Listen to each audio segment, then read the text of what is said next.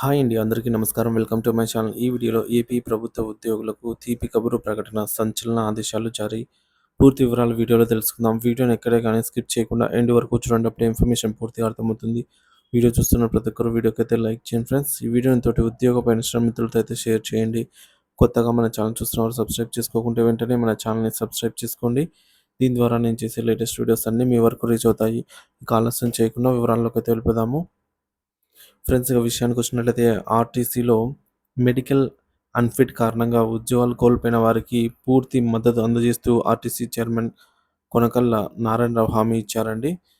So ఉద్యోగులకు ముఖ్యమంత్రి నారా చంద్రబాబు నాయుడు గారితో చర్చించి తగిన న్యాయం చేస్తామని తెలిపారు.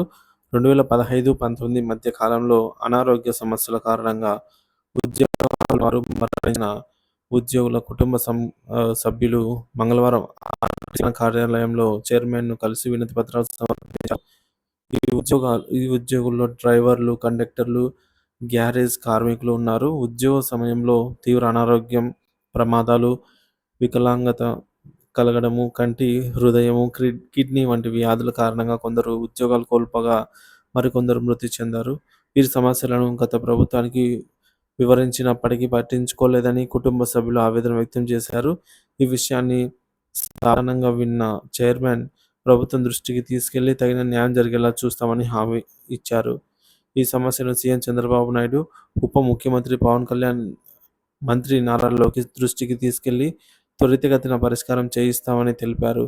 ఉద్యోగుల సమస్యలపై ప్రభుత్వం చర్యలు తీసుకోవాలని అయితే కోరారు.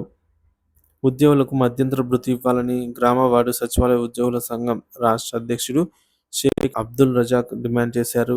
మంగళవారం ఓ ప్రకటనలో ఆయన మాట్లాడుతూ అధికారంలోకి వచ్చిన వెంటనే మధ్యంతర భృతి ప్రకటిస్తామని కూటమి ప్రభుత్వం తన మేనిఫెస్టోలో హామీ ఇచ్చిందని గుర్తు చేశారు. అయితే 8 నెలలు గడిచినా మధ్యంతర భృతి ప్రకటించకపోవడం తీవ్ర నిరాశ కలిగిస్తోందని అయితే చెప్పారు. తక్షణమే ఐఆర్ ప్రకటించి 12వ పే రివిజన్ కమిషన్ (పీఆర్సీ) కమిషన్ను నిర్మించాలని ఆయన విజ్ఞప్తి చేశారు. ప్రభుత్వ ఉద్యోగుల కోసం ఉన్నటువంటి సమస్యలను త్వరగా పరిష్కరించాలని ఉద్యోగ సంఘాలు డిమాండ్ చేస్తున్నాయి. ప్రభుత్వం ఈ అంశాలను పరిగణలోకి తీసుకుని వీలైనంత త్వరగా నిర్ణయం తీసుకోవాలని అయితే ఉద్యోగుల తరపున విజ్ఞప్తి చేయడం జరిగింది.